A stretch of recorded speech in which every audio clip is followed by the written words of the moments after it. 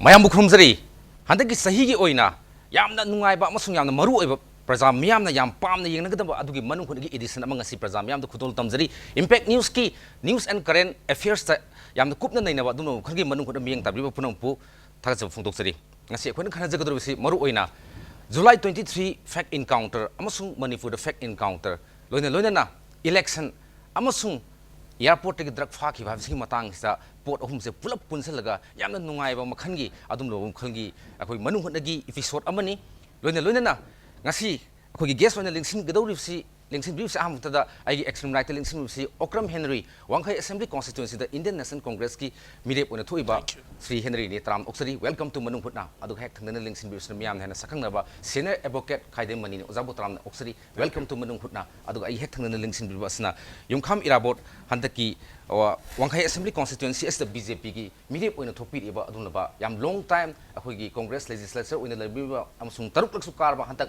straight taret na kagena lepiba adunaba khagi ahni babung stram oksari welcome to manung hutna aham tada khangjani ofum si babung garang si press conference su yawe aduga hojik si election mamang oibgi adi khangde hana leramba issues mayam close chapter oirba issues mayam hantak si mari thorpudum tawi sanjit abina instant amuk thokselei adagi mu drug hole gi question muk lai simbagi posak mayam khak mari sumlak pangsa yamna moroina praja miyamna pamna ki bisi akogi sanjit abina gi instant ki matang sida akogi CBI investigation tawda mapung pha gi damne adu herojit head constable da magi confession statement pirubu mutung da gidi akogi magi kano sanjit ki mama taraton bina amuk case asi open to biyo hapodagi CBI na tawrtana hojiksi laktana khananai na ba hokre even matamdugi additional SP Dr. AK Jalajit ningthi jang CBI gi khogi additional SP Bijoy Kumar Suklana yam kana takhai kre amusung ma se makhata na Delhi da kauraga atopa 8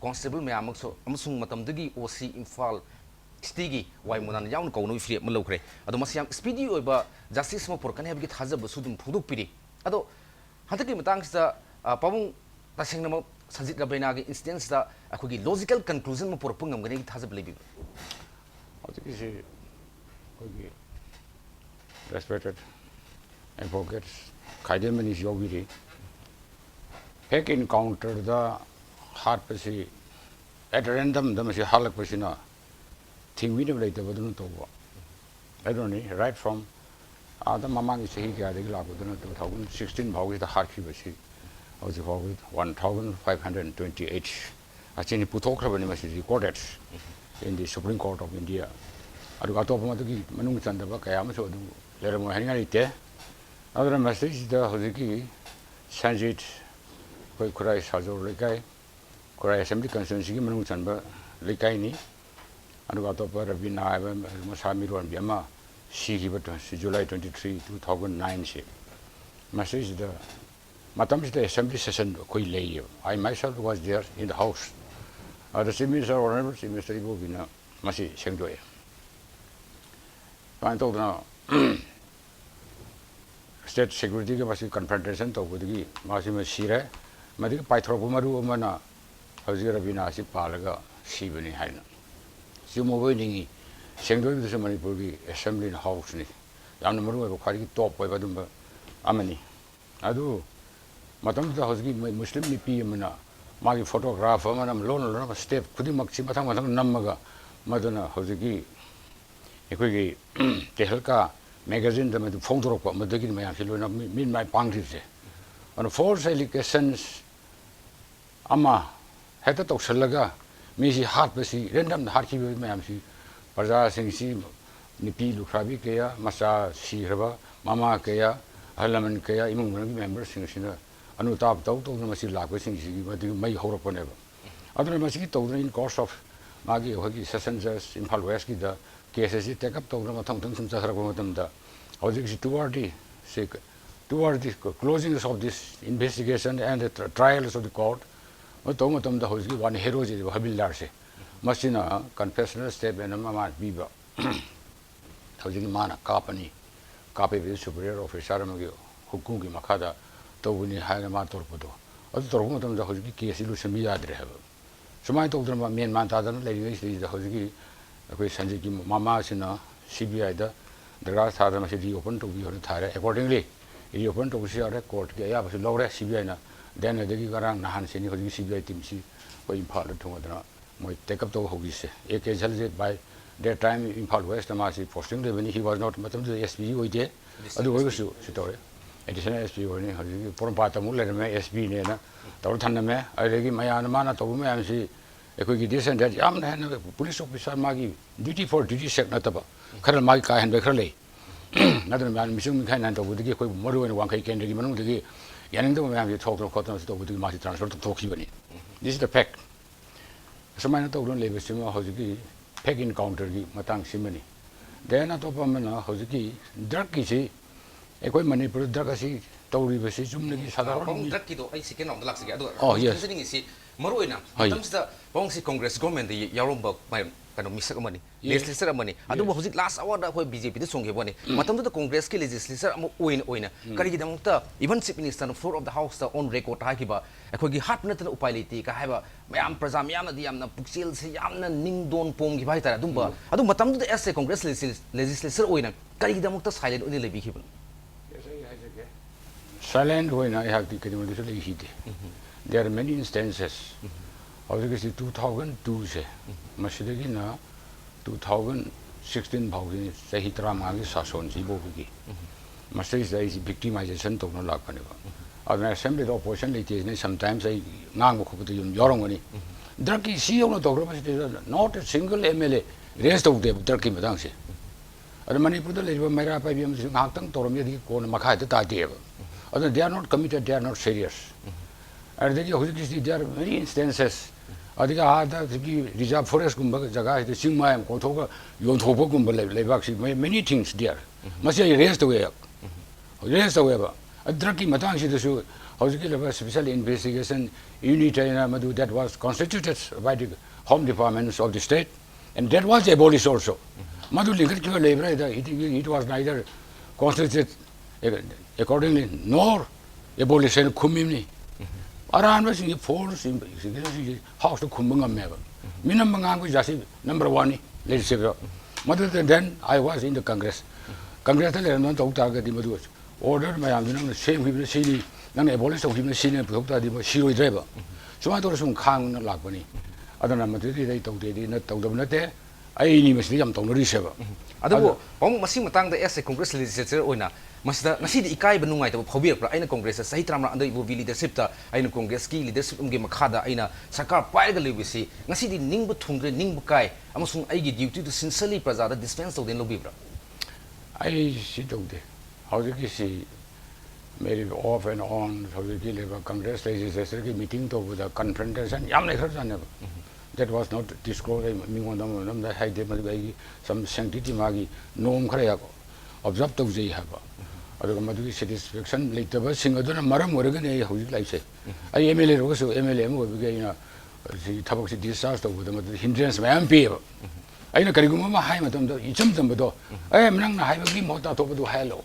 I salute mission Mabo hello guy to okay. Matang do Mexican on Laxi. Henry Matang Laxing Posi, Akogi, Pausiana Congress government Lembani, Ako Minister Suyam by Birame, Congress Yamsu loyalist, Adubu, Sri Oibubina, little governments, Yamna victimized over, Adagi Yamna Kogi, sideline to Bibomyam, Pendom the Gi, the Singam last Kambang Mutadana, Kogi BGP, the Yawan have of media that Tom gives Laxani of whom the Han MSCP the Bolepe Mawang Seda, Gaga Kaleka Hodre, Handaxiam big fight like they say, Wakan election si Prazamiam the Yang, but the Yamna Harauna Yamna Kogi, Kutum Tasalaga, Kudumbi, Tasalaga, Ekogi, Yamna anxiety Malini Yang, but Mikalgi, Ganoni, Mikalni and Taki Mikalsi. Henry plus ERABOT, I've seen higher the Manipur, Pum Sin the Tuna Kanga on the Yaudre. Matang Laxini, Zahitram, Pawim the Congress now. Fake encounter the Supreme Court recognized so was acceptable 1,520 ID. Mimo Kok open Pumba Congress Matam Deni. NSN Amgi leader Mayam of Hargan Omega Kona Tado Kiba Congress Kimatam Deni. Ravina Eastern Congress Kimatam Deni. Fake encounter Congress Kimatam Deni. Shumba Mayama Mokok Mayama. Economic blockade quite this hangba Congress Kimatam Deni. Housu 120 days cross doctor. Housu election Maya the Kanoto. Films the Congress, Vote Lepakans, Wakanda, Ninganaba, at the Ginuai Tabumba Pow the Yobi. See, hoy, amarom the Haraga, hoy, it's minor chance people able to minor media house the honor to women the target cherry, a public man, kuina khoi sewa bo praja mayam sena sumaina face to face wari sanaba phangadra haibase ai hu lai khram amtang kobira di isor sena adu gi damakte am thagatse amaram dhaiga aini si congress phangjari basidi khoi phabam gi blessing na ne kai no aini congress phangne se mangung mangudi hoi after all family ko the family gi politics ki higher ga di mamang da dum phang thopane aina le pai base it's almost about say 8 years kum sujare ai 2008 9 dai de kazi work tor ga sum ai praja nungsi bagi sum mating panga sum laksabani ai da city praja se pawung habi khiduna akhogi pawung leina congress to de yadamnina asai kak sum tor ga sum bit halak na post tor kanda henry si lak na oi hin lo na de de am lan gani thadok pi basi kana ai thadok nati ai di kai no congress ki member macha mo oi ge hai ba permission bi hi di kai no matam du gi uncle ge khangam na president oi adu matam member macha mo oi bu bi di ai su khali kari no tawri su member ma oi bu ti phai plus oi ba ya han bu ti phai ai na ha mo ina khali ma mo ina ai su seba tau janingi na han man sing se gi matung ilaga even pabung hoi matung ilaga kendra da mapi mapa laitan uri base mana awat pa torom da me am tu tau jage me am gi mateng pang jage na thok jarak bane adu icha micha khairak bani na nungsiba nungsi da ba khairak bani ai ri ku pa oi bi wani okay madu gi point sum lak sage adu coming to the akhogi july 20 instant ki matang sta nahan kai di congress government ma si po se cbi gi investigation tor go sum du case akhogi khumjal justice pidana dum lakhiba even heroes in a disclosed confessing statement pir bauda madu ko na lo yak de film na leire hojit lai ado tasing namak sarkar amana congress government asumba khogi human right violation go fake encounter go yamna to post se hantak lai post di congress ki mire oirga su hantaki sanjit rabina gi incident se manipur da sumba se yade khangna ba eye opening oina ba yamna phajaba justice ama phangan badi mathau tain khabi hoi adu budi chumni hoi crime ama thoi bane madu gi justice le hum thoi adu bo ina hajan ngi na id brand new ni id almost congress sang is say 4 5 6 months kada ngai ri adu da hen experience le ba pawang ina khumbi khre ain haineng ina crime khudik maki magi justice adum leigini se wabu ai khoi da su mayam charge tawristi ai proof review hai proof bi bangam di adu bo crime khudik maki ain haijni ending amam loi leigini ada se ain haijan ngi na khoi sarkar gi tenure oiro khoi emile lekodo ba tenure oiro 5 years ni 5 years ka dawle bi ge ba hojika ta board adu su nomination file or kan hunari se ai bha melam tadre ai khoi di tungmangi wan de ran si di am nori adu sigumara propaganda na oin tawle re ai kendra da keno yum semi ai kendra da lambi semi ai kendra da drain semi ai kendra da mapi mapa pa le hai si chatre huran mani adu tawni ada tawni wana propaganda so in chatle ba si di okay adu unfortunate ozamni hojik 23 july gi the cbi na reinvestigation to na bo local fideps na manipur sumba fake encounter gi itihasa anu mayon mo pi phangane khambra duga justice delay is justice deny ha wafum masulere adu speedy justice anta gi matang si chumna tor ko du mamra kari wakhan hoi masana chumna chu to kom thopani july kolom doi si 2009 da thoki bese masi gi de haktheng na na te chena hoba hai ko ta case tha bo khot pudu aino oiba tara tombi gi kinche mai obam na kasna puraktana aduna masi gi matang chi da yam phajana FIR lo kholu yaram da ba city police na aidi kanogi mathakta sanjip ki mathakta so moto FIR ma lo khatpa maduna dum oirani na hairam madigi high court ta na pukatpa high court na lo khalu haidana kanna yana ba kanda adu FIR copy lo khale adidi FIR lo khalaga amuk police machen ni na kanagi bi ai haidana CBI da thado haidana kan mai hearing matamdu da advocate general si hojikti justice kotesor sine advocate general oiri man sarkar gi da yam phajana kan yet karamni adubu matamdu gi honorable justice maibam binoi ga asok posang mumga anina taba bench tani adaida CBI da chenabam thoi haina haibedi gi FIR local le hana adaidi CBI da thadare CBI da thadare so am monitor tawbiu haina haibedi gi monitor tawre then case to chatharing tha ni hongi manungda charge sheet oire adaidi somda satra sing kari singna the minister resign to gadabani adigi SP chindo kadabani DGP loktho ka haibani chingma mayam lei gare ko madusu aina aduna ukil oina nataba sena citizen for society gi nithaudem beno lei gidre tamo aduga loina na chief minister honorable chief minister jai bobi ꯑꯁꯤꯗ ꯌꯥꯅꯍꯟꯗꯅ ꯄꯨꯔꯛꯅꯕ ꯊꯥ ꯃꯔꯤ ꯃꯉꯥ ꯂꯩꯇꯝ ꯀꯥꯔꯝꯗꯕꯗꯨ through ꯁꯦꯅꯥ citizen four ꯁꯣꯁꯥꯏꯇꯤꯒꯤ platform ꯁꯤꯖꯤꯟꯅꯔꯒ ꯑꯗꯨꯒꯤ ꯌꯥꯅꯅꯕ ꯄꯨꯔꯛꯈꯤ ꯑꯗꯨꯅ ꯁꯤꯒꯤ ꯃꯇꯥꯡꯗꯗꯤ ꯑꯗꯨꯒꯤ ꯖꯨꯂꯥꯏ 12ꯒꯤ ꯊꯧꯗꯣꯛ ꯑꯗꯨꯗꯒꯤ ꯐꯥꯔꯒ ꯍꯥꯠꯄꯁꯦ ꯈꯔ ꯂꯩꯔꯒꯁꯨ ꯃꯁꯤꯡ ꯌꯥꯝꯅ ꯍꯟꯊꯔꯛꯈ꯭ꯔꯦ 2009ꯒꯤ ꯃꯇꯨꯡꯗꯒꯤꯗꯤ ꯑꯣꯜꯃꯣꯁ ꯅꯤꯜꯃꯛꯇꯤ ꯍꯥꯏꯕ ꯌꯥꯗꯦ ꯑꯗꯨ ꯌꯥꯝ ꯐꯖꯅ ꯍꯟꯊꯔꯛꯈ꯭ꯔꯦ ꯊꯧꯗꯣꯛꯁꯤꯗꯒꯤ ꯍꯥꯏ ꯀꯣꯔꯠꯇ ꯇꯧꯕ CBIꯗ ꯊꯥꯗꯕ ꯑꯗꯨ ꯇꯧꯅ ꯆꯥꯔꯖꯁꯤ ꯊꯥꯔꯦ ꯅꯍꯥꯟ ꯍꯧꯖꯤꯛ ꯂꯩꯔꯤꯕ ꯄꯣꯏꯟꯗꯤ ꯃꯇꯝ ꯈꯔꯒꯤ ꯃꯃꯥꯡꯗ ꯃꯌꯥꯝꯅꯁꯨ ꯇꯥꯕꯤꯈ꯭ꯔꯦ ꯑꯩꯈꯣꯏꯒꯤ ꯁꯟꯖꯤꯞꯀꯤ ꯃꯃꯥ ꯇꯥꯔꯥꯇꯣꯝꯕꯤꯅ ꯉꯁꯥꯏꯒꯤ ꯔꯤꯠ ꯄꯦꯇꯤꯁꯟꯗꯨꯒꯤꯁꯨ ꯔꯤꯠ ꯄꯦꯇꯤꯁꯟ ꯑꯣꯏꯕꯁꯦ ꯃꯁꯤꯅ CBIꯗ ꯉꯁꯥꯏ ꯍꯦꯔꯣꯖꯤꯠ ꯍꯥꯏꯕ ꯑꯦꯀ꯭ꯌꯨꯖ ꯃꯌꯥꯝꯁꯤꯒꯤ ꯃꯔꯛꯇꯒꯤ ꯗꯥꯏꯔꯦꯛ ꯀꯥꯞꯄꯤ ꯍꯥꯏꯔꯤꯕꯁꯦ ꯃꯁꯤꯅ ꯐꯣꯡꯗꯣꯔꯛꯄ ꯑꯦꯐꯤꯗꯦꯕꯤꯠꯀ ꯇꯧꯔꯛꯇꯅ ꯈꯣꯠꯂꯛꯇꯅ ꯍꯥꯏꯕꯁꯤꯗ SP ꯃꯇꯝꯗꯨꯗ ꯑꯦꯗꯤꯁꯅꯦꯜ SP ꯖꯂꯖꯤꯠꯅ ꯍꯥꯏꯕꯗꯒꯤ ꯃꯥꯅ ꯑꯣꯔꯗꯔ ꯇꯧꯕꯗꯒꯤ ꯃꯁꯤ ꯍꯥꯠꯄꯅꯤ ꯑꯗꯨꯒ ꯃꯥꯅ ꯑꯣꯔꯗꯔ ꯇꯧꯔꯤꯕꯗꯨꯁꯨ ꯑꯣꯅꯔꯦꯕꯜ CMꯒ ꯃꯇꯝꯗꯨꯒꯤ DGPꯒꯤ ꯅꯣꯂꯦꯖꯇ ꯂꯩ ꯍꯥꯏꯅ ꯍꯥꯏꯕꯗꯒꯤ ꯇꯧꯕꯅꯤ ꯍꯥꯏꯗꯅ ꯃꯥꯅ ꯍꯥꯏꯗꯣꯔꯛꯑꯦ ꯋꯤꯠ ꯑꯦꯐꯤꯗꯦꯕꯤꯠꯀ ꯂꯣꯏꯅ ꯂꯩꯔꯦꯀꯣ ꯍꯧꯖꯤꯛꯇꯤ ꯃꯥꯅ ꯑꯗꯨ ꯆꯦꯟꯕꯁꯨ ꯌꯥꯔꯔꯣꯏ ꯑꯗꯨꯃꯥꯏꯅ ꯍꯥꯏꯗꯣꯔꯛꯄꯗꯒꯤ ꯐꯔꯗꯔ ꯏꯟꯚꯦꯁꯇꯤꯒꯦꯁꯟ ꯇꯧꯕꯤꯌꯨ ꯍꯥꯏꯗꯅ ꯃꯃꯥꯁꯤꯅ CBIꯗ ꯊꯥꯏꯌꯦꯕ ꯑꯗ CBIꯅ ꯇꯧꯗꯦꯕ ꯇꯧꯗꯕꯗꯒꯤ ꯍꯥꯏ ꯀꯣꯔꯠꯇ ꯗꯥꯏꯔꯦꯛ ꯆꯠꯂꯦ ꯍꯥꯏ ꯀꯣꯔꯠꯇ ꯆꯠꯄ ꯀꯥꯟꯗ ꯑꯣꯅꯔꯦꯕꯜ ꯍꯥꯏ ꯀꯣꯔꯠꯀꯤ ꯃꯇꯝꯗꯨꯒꯤ ꯗꯦꯟ ꯑꯣꯅꯔꯦꯕꯜ ꯆꯤꯞ ꯖꯁꯇꯤꯁ ꯃꯣꯍꯄꯇ꯭ꯔꯥꯅ ꯂꯨꯆꯤꯡꯕ ꯕꯦꯟꯆ ꯑꯗꯨꯅ ꯑꯁꯤꯗꯤ ꯁꯦꯁꯟ ꯀꯣꯔꯠꯇ ꯇ꯭ꯔꯥꯏꯌꯦꯜ ꯀꯣꯔꯠꯇ ꯑꯗꯨꯝ ꯆꯠꯂꯨ ꯑꯩꯅ ꯍꯥꯏꯕꯗꯒꯤ ꯑꯗꯨꯒꯤ ꯋꯥꯍꯩꯗꯨꯕꯨꯗꯤ ꯑꯣꯔꯗꯔꯗ ꯔꯤꯐ꯭ꯂꯦꯛ ꯇꯧꯗ꯭ರೆ ꯀꯦꯁ ꯑꯁꯤ ꯋꯤꯗ꯭ꯔꯣ ꯇꯧꯔꯒ ꯁꯦꯁꯟꯗ ꯇ꯭ꯔꯥꯏꯌꯦꯜ ꯆꯠꯊꯔꯤꯗꯨꯗ ꯇꯧꯔꯣ ꯍꯥꯏꯗꯅ ꯇꯧꯕꯗꯒꯤ ꯀꯦꯁꯇꯨ ꯋꯤꯗ꯭ꯔꯣ ꯇꯧꯔꯦ ꯁꯦꯁꯟꯗ ꯂꯥꯛꯄ ꯀꯥꯟꯗ ꯁꯦꯁꯟꯅ ꯑꯩꯗꯤ ꯉꯝꯗꯦ ꯑꯩꯗꯤ ꯌꯥꯝ ꯄꯤꯛꯏ ꯑꯩꯒꯤ ꯁ꯭ꯀꯣꯞꯁꯦ my hands are tied Okay, matangse laksani posi. adu lagi laksan lagi apa? Jagi poito ngasagi poito make sing su thambi. Adu laksani poti. Asuk sang matam se government in place leading the post sima ithok thok thaka hantak si code of conduct like the government ki pol like kan dak dak la impose something behind le mamra. Adi sakti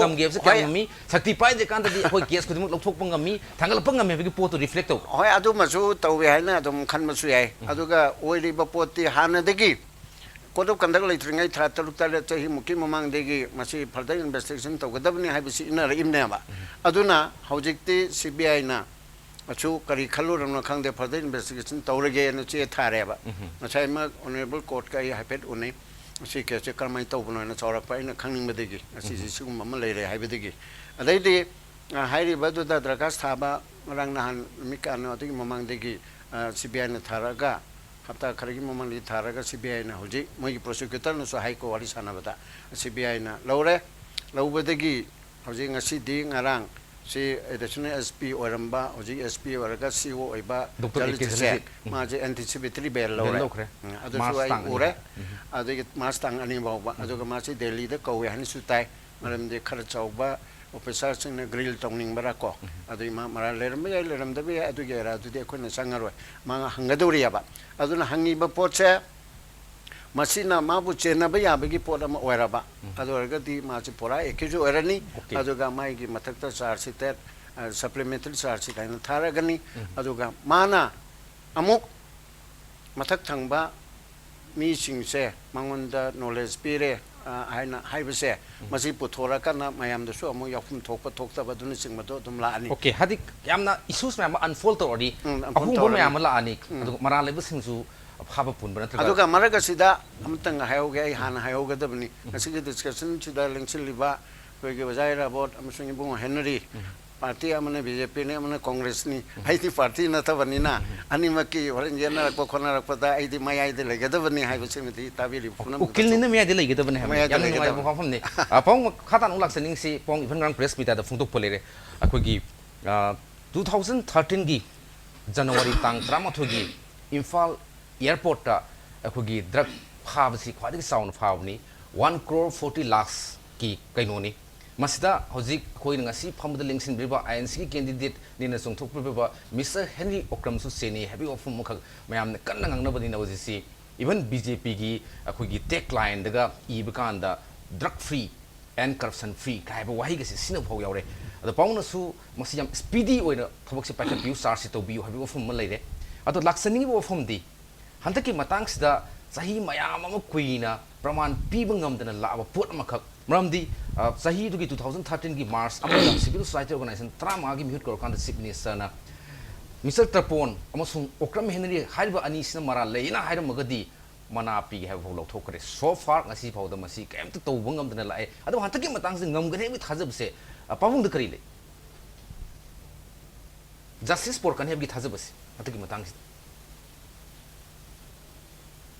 engondra so sorry aujiki se drug ki se jumni samjamba साधारण प्रजा सिंह हादन तौबन तब आम लरी सम drug drug ने सम तुई चप surface में ले रमे अदगी होजगी हरिबा जनवरी 11 2013 की से सी एयरपोर्ट्स दुलेल एयरपोर्ट्स इंटरनेशनल इंफाल एयरपोर्ट हाइदरा सिदगी फाबसी सिरिसिदा होजगी मासी फाब मतंदा मोबाइल कॉल अनि लाए one from Mr. Henry, one from Mr. Tarpo. Asilai. Laga Madokoi Pony Pagano, Hibisini. Then the Digi Mato Pazana discharged to the officer to transport to Toy. At the same time, especially its intelligence unit in Paris, was division the Asi Sheung Riva ISUC Basi, abolished to have. Kari, you know, Magi sequence some lay have a upon was you, sing was you, sometimes you don't come here. She life, she lacumatum da Hosiki, Tang talk no cotton, but she very special branch, some Torgamasi case, take up to other Matam Sana investigation, Tormatunda, take up Torga Hosiki level and Pelda level for the course it is she tried to Yeshiva quick canny. At the Hosiki Tori was issue. Leiba Hosiki Masidi the peak of a high get of a Mayamsi, Yea hide of a Hosiki Levi Henry, a Simak or a Tarpon is Torok. The margin number monitor number is the PD have mobile number and he say. This is investigation of the Madu Ashoba Labra, Hoba Labra, trial court Namadu, the Kitan Sibit over Copa Car Labra Habisini, Sakoi Southern Prasana. Young Davase, coordinator at the Lunis to have Siadi have. We have right to commend that. Sigi Tono Cotton Labor Corporate of the labor course in a 100 lotion Viare, some hearing some to Wama labor. And the Sigi is the 11/1 2013. This is not only the new case, Six alternative. I was the involvement of this Henry. As an importer, she is the FIR number 5/12. State versus Deepak Rastogi and others. Senator Masi Magi Sibu demand bail we can only Mayang the Chapa case ni Sigi the Sigi Magi operative parliament when the after the arrest of the aforementioned accused persons, accused Deepak Rastogi inter alia disclosed that he had obtained active pill tablets from the shop of one Sandeep, alias Rajesh Bhagirat Palace through one Henry. According to the said disclosure, accused Deepak Rastogi came into contact with Henry, as the sister of Henry is in the business of supplies of medicine in Mizoram, and Henry had used the services of Deepak for sending medicine through cargo to Impal. Sigi ma yawrisi. Mosi bail librisi. Missing se. Lupal lising yang segi security bon amagi makada. Masi Delhi gi kanoni. Present. Matak to tharang.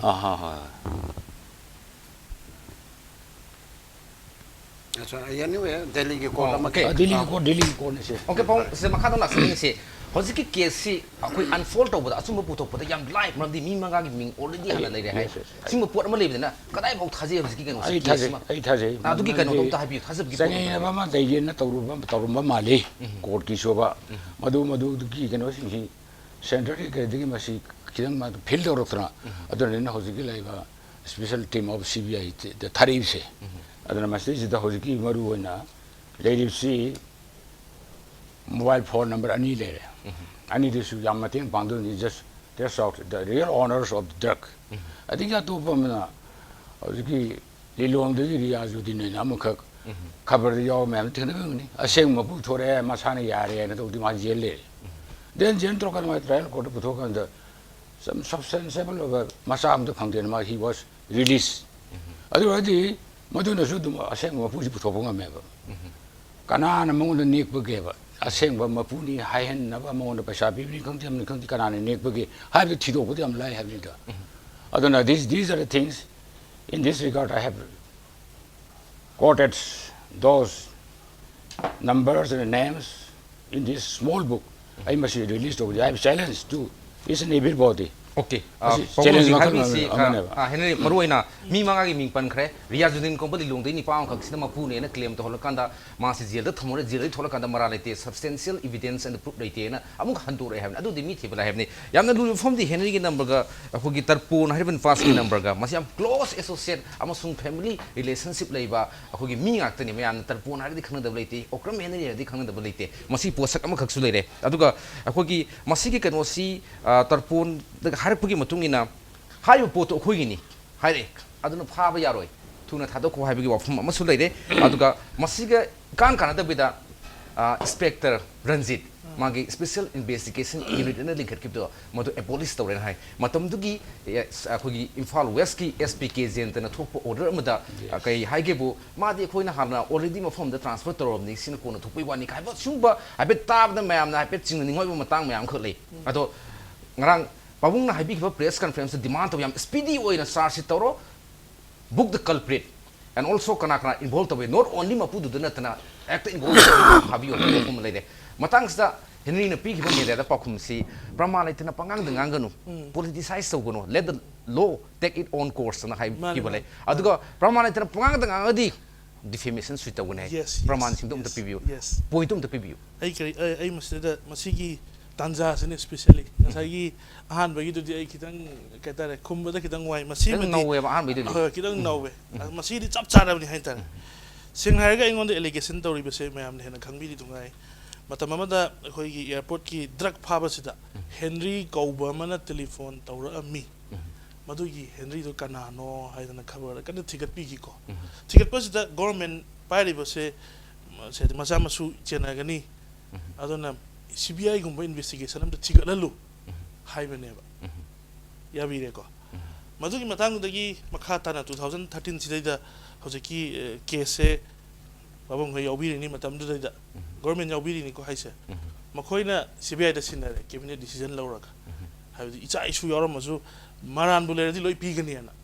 Hosik to be say, ma'am, can be a dog with the CBI na police na paramedic potom Piraga CBI na court at Tagalak. Tagalog bagi matungin na Henry nang telefon taruba lay bro nang kay taruba lay hay bani ay na hazari sina ay na telefon taruba lay tara di ay gi telefon number po so piro hay ay gi telefon number wang kay kendra mani po pambakang da lay ti kari gino ay telefon number pibang amdris adu din ay na ko da hangis ato ba hoy ay gi mari mata mayam yauri moy ay kari no ay adu ay kamen piring de city subsidies ay wani Hadida, I Hainina, but since you matang the Ingonda talk panina, I na court kitches and crab hangi, CBI in a pirakpa, I want the accusing Harapan and Karimara, no have to get type the crapide. I know some young matamda, Masi CBI investigation 2013 the Togi was a Handa Katang 2016 gi Loram die size the Sarset Tauri ever. I know court cows and Mam and can be 16 gi, may I die the holy. I don't sing a Sagi the Binagi type to oil in the Kanbibra. Must do the Amtikan. I know in a Masida Toriba Charles Toriba say. Have the accused in a Piripsica. Whole charges on being you. What is a paracan? I'm going to talk about Canonina crime. I'm going to talk about Tabakina in a Kanjagani Haita. Yomin River Kanguna Kangani. Masida, me, I'm a away. I got the okram near Toropuma level, Masidi. I'm saying I got a Masidi. Henry Okramasi, but Bimana was Anigum Balay begin possibility to need Henry Tapisi. I don't have Henry Harris. I will Henry and implicate or get the Haitarapon Gado Coutinova. Sudir Gado Coutinova. Other top of my teams at Tomba Tombi, I'm Yori, I don't open Ricari Nova. Say the Hanagi, Joy Kumar, DGP Joy Kumar, transfer to him, Market of Coutinova. A top of government official, I'm your Kaim Coutin, I can go Nova. Nasagi Razaudin Hariba, Haidan and Saint Pama. Riyazuddin hariba ma phari se magi confessional statement da ai ming pani si dia investigation gi matung ina sigi CBI gi investigation si Manipur police ki investigation ena phajabi film da lae ba adu di kai gi dam tang asagi Riyazuddin si magi mapune na claim tor bhaude magi statement admit tor bhauda jedal kan thado leire adu why not kaimta evidence phangde hagadi Henry na ngasi prajamyam na samam na dugi especially wang hai ken gi prajamyam na bhole from samna pose ngasi bo clean image na I am not involved, I am acquitted. I am not able to carry no Praman. I di high Rehana, Marima covered to high court no listen the banana. I had a listen in a Sigumba Yam Amak proposed the Pumping Dia, I career. Listen to listen be the vanishing. I don't know, I say, Nasagi can Raza to deny the York tea, but are sit. I could see some of the propaganda. I want to tell you about the police taking to get CBI the game ticket, see some people of person kind of my wings the Yoram Davanel. Riyazuddin di high profile ti okram heni di high profile ni mikhalle ko deni public represent tawdeni na masima di tawda ya di have ki port male magadi masida politics sangi haiba se haijaningi karigino da aina hanjan hai khabani adugi mathakta CBI da sinabiri be se phajana ticket lo na taw ticket pada ai gaw da kamai ticket tori ban ado CBI da ngasai gi akhogi CBI ai phone number du sanjit rabina gi matang da tiga khai tiga ro kan da potu chapter do close oisan khil lei rezi ado handu mu reinvestigate to bor pone likewise man to dana CBI duna su okam heni to bangam da mam di CBI si Manipur da sanga gadi akhogi hekta te thai ka haba mayam gi praja gi thal di suli ado si huziki si ticket pe dum ni ni ai huzik pokta ingon da charge frame tawdri QT oi charge frame tawdri na ado ga loina na muk ngasai gi pabong gi bongona puthok pi gi ba ai na hajane ina huzik ke do puthor ino ba I scooting the Kadoya and a Babuna Kadoya Birinova. Mamma Masi Yaning Bakay and a Kadoya Babuna Yepidrinova. Politics, politicalized to be Matangs are not to be. Okay. Matangs political lies to no Honor Posse, Hunter Henry Katangate, Sri Hangang Biringi Masagi Sumatam, Panam Quina, Congress Yaring, Masi, the late Bidum, the Kanda, the BJP, the Hegel Congress, Sabo with the Gay, Dark to the fast court guitar to go the lake. Likewise, I do now we don't have possibilities. I do see Hakanda, Henry accumulated, has a ability. Young man, I was only seeing Matanga saying, low court sing my toes in the cinema, Maggie Takti missing the Luitum women, and assume slate women. Karimukan and Yam Queen of Panga, Subu talked about Karimukan and Daglam Panga Putokpa. Must we put Malaysia judiciary is the president lay in it lorry? Why ado court ki achinba kudong chada ba in Kermay. I was going to say Haniki was seeing Matung in Henry si SAR 2016 gi middle part adwai in Hariba. Kuiban 3 year. Aduna aina tabada I do hypertigalure. At the tabada charge consideration the Pandana lady Naba. Henry you can show you announcing a money Sarma, DBF Sena.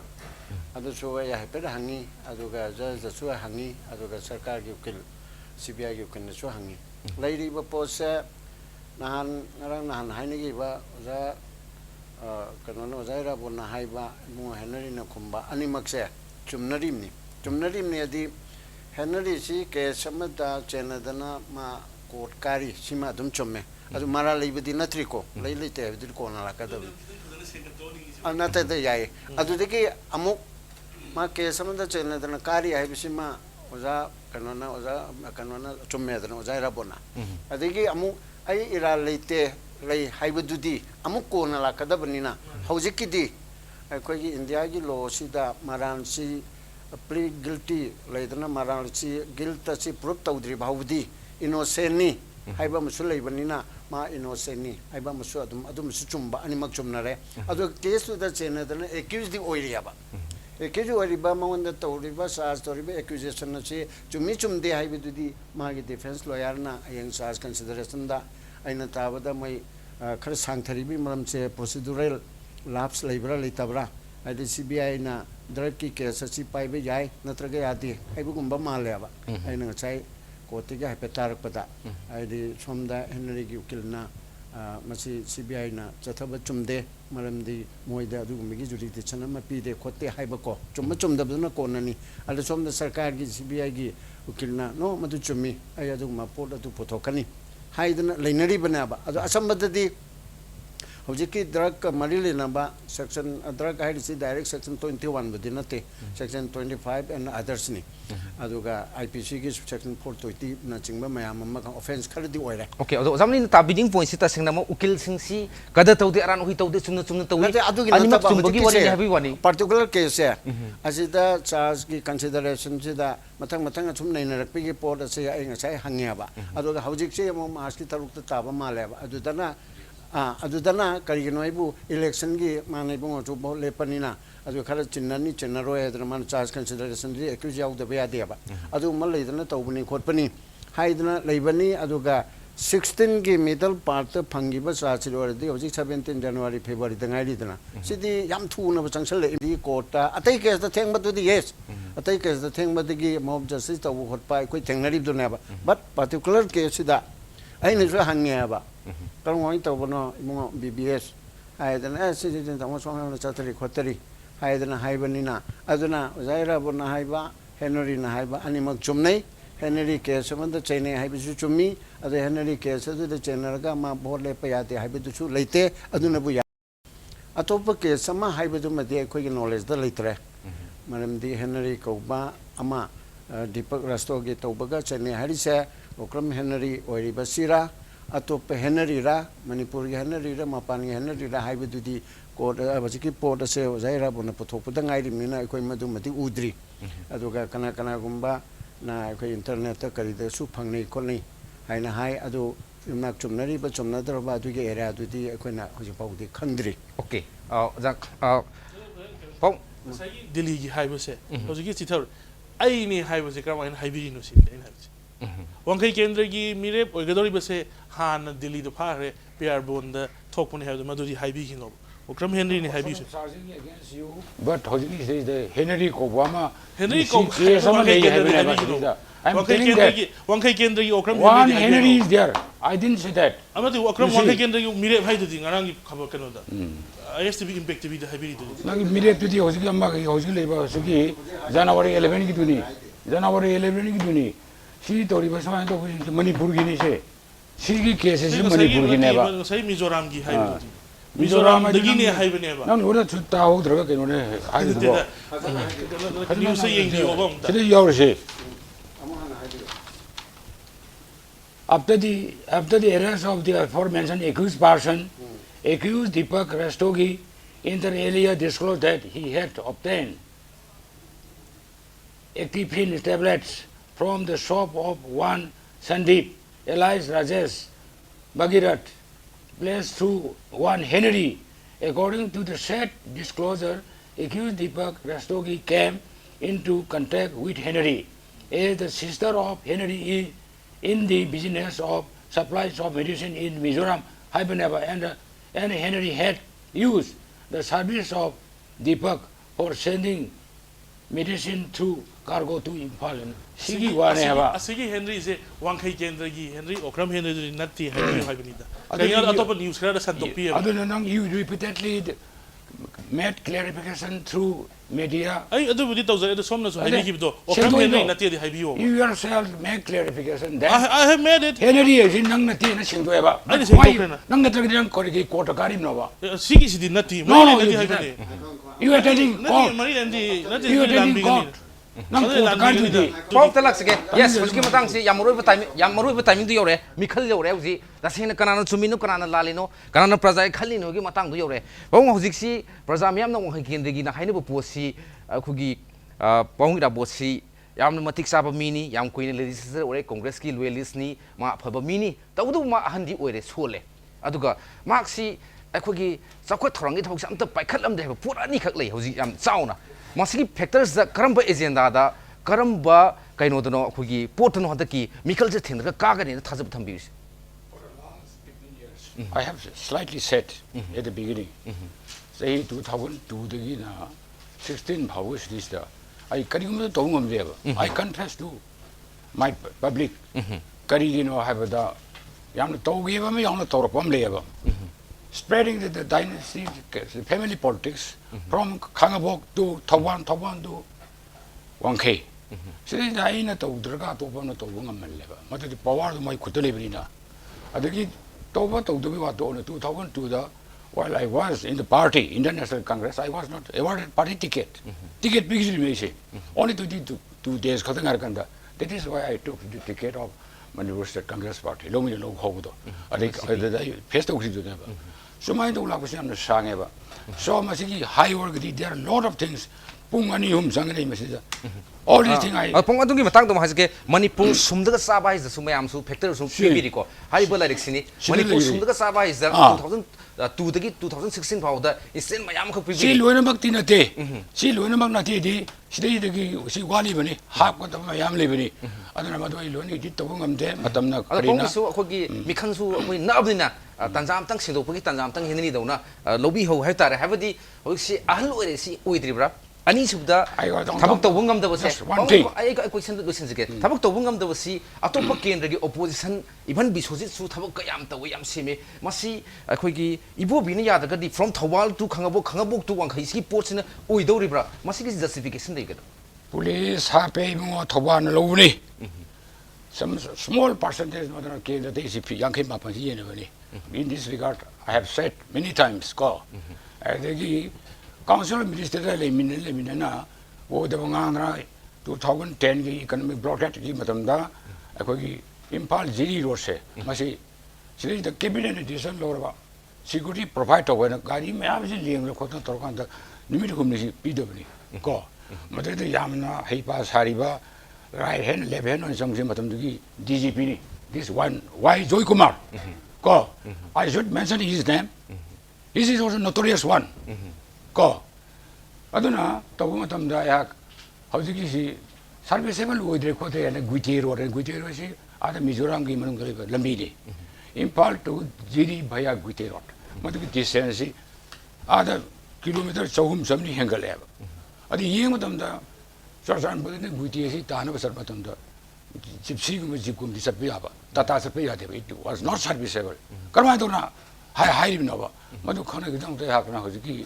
Megitang kun matoida jiri sapaneva jiri sala jiri samatam dai lambi du dum yara me dum yo okay pauna madu sakhibido security guards mayam su pude sabina ni madu nam khaira por khibigi hero Manipur gi title su pi khibigi le adubu yam ten hangzarabda hanta ki mikhals da babuna henry si kamaina mai thibu pigani aduga mai pakkan hebge 7 terms si kamaina oigini gi thajabase kari factor I madonda my pak ta depend on for level teba it is for duty sec I to hom to bune adu mathakta MLA oiba mantri oiba to se yo thangat palam jin sengadam na teba magi sincerity musum brand work nu salai gadam na ba hura magi thakta hura na ba mi lori hur na ba pakta tan na ba du na teba se we must know that politics is something different from that or the physical work native was Amaron the Hargava. Okay. I am doing this, I don't know how Matum the young Kale, it is committed. I commitment of Prasada, Piva, Madukitum, Sepani Madu, and a hero of Madu. I never thought of that. I can't you sincerity, Amazon Brena, Prasamiam get Tabak, Navigi, committed effort, Amkali, Hazabam Kali, Aduki, Tabakta, and was Mikal sitting Ramni Prasasebato, having Wakalum, the lady, Henry Yamna, veteran Oiraba. Akogi yamna maming leiraba amasung minister supanam oiramaba adi mingthol kaya amasu phangaba leibaki isum yamda jail da amasu leiraba lairi kaya su igraba hauji su sitting akogi MLA oiriba hauji pudi kano tokre ko masigi sta karamba ground no hatak mai thibu pigene khalis ai hanba haizening bese ai di blessing how rabani seng na haraga di aina congress ticket phanggiba haibese ai di hani bungogi side tagi plus magi collection gi side tagi ahan ba blessing hokrabani haitar aduna aina praja seva tongning ba aina mateng pangning ba mayam khoina ngamjaba khoi collection pullaga praja gi mapi mapa leitana leiriba ani bungo sibu phatti haiba nate magi es factor na ngamaktaba mayam singdo naha oibana khoina kochen jelaga mateng pang nibasina praja seva di praja seva tawse praja na pamisi khoina seva tawbune propaganda nattieba propaganda di tongan bane akoina lalamedana akoi jail changani aduna issue mu hen seba praja seba tok seba praja ge awara pa ying seba last 6 months kadang wala khana seba tok busidi kawai matam dadi chanara me hojikti na ikoi sidi 24 hour service ki system amala pasina kitang model se change tawri tana nawa ipa ipu matam dadi ahani bingo ipu kharam jari pabum kharam jari bhot pibiu haira yaram hai hojikan di bhakti su darkar lei thabak su darkar lei commitment su darkar lei खितंग systematically चथाबसिना फगद्रा खलनबनि हाइबदि हुजिक PDS system दा तौरिबा ma'am लंबी थोंग drain वांखै केंद्र से इम्फाल नत्रने सोमबोंता इम्फाल नत्रा अतै मैम हिस्ट्री लोइ तोखरसी 15 इयर्स सिदैदा फंग्रिबा मैम दो कराई सखरगे सुवा याना दे लौरसेबा लोकल डेवलपमेंट फंगी एसपीएफ फंगी कराई सखरगे फन मैम तो अखोगी इम्फाल न चेददि इबा अखोगी कैतारे गेजेटदि इम्फाल फोंगा चेदा ओइग्रे थबक्तदि ओइहौद्रे हाइबनि मदु फत्ते हाइबनदि होबो ओरंगनि अखोई मेंखचगे सिनिदा MLA local area development fund se si de chi me de type na ma pu thoye ba modu di DRDN department le ba ma gi so nong jo I nu loi le ba then modu gi si fund ji mari le na modu gi head of authority si DC concern to ne ba modu gi sil nu yor ba ai ko na thaglim ne modu approve torim ne sanction torim ne money release torim ne ba and is there any instance of misappropriations of these so called MLA local area development fund? Then I could talk to MLA with Topiki. I heard you call. I never did that. Number one, community hall.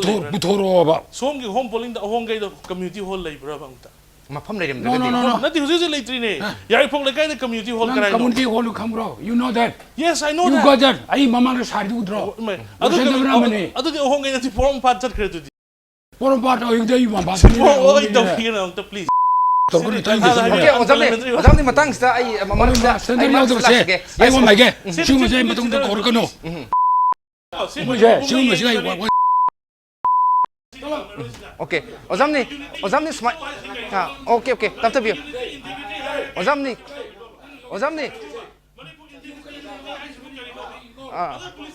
Oh, Ozamni.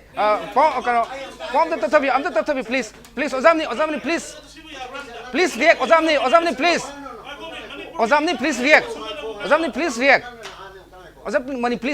Sumai to na khogi candidate opposing candidate oiba rival candidate oiba singsa ayam motam da simu je thune ado as a lawyer aduga as a khogi senior citizen as a common people moina what sort of politics aikoina election da personal oina nangna dune aina dune na haibigi mahutta election code of conduct su yaubigi matungina animaki mayukta sunate support sunate ko and election da taunagadori with program policy manifesto ajida tawdina ba plan policy ai koi aina karabor di natraga gi party na karabor di sum tawgani adigi industry lankatkani natraga unemployment tawni ILP gi tawni apachapa gi adu tawni adudigi mani gi na adu tawni adu kendri go aina sum tawni haibachida board BJP and Congress aduga ERABOT amsung Henry asina tawgadamne ba Henry nangde aduni adigi ahan nangde aduni haiba pod ado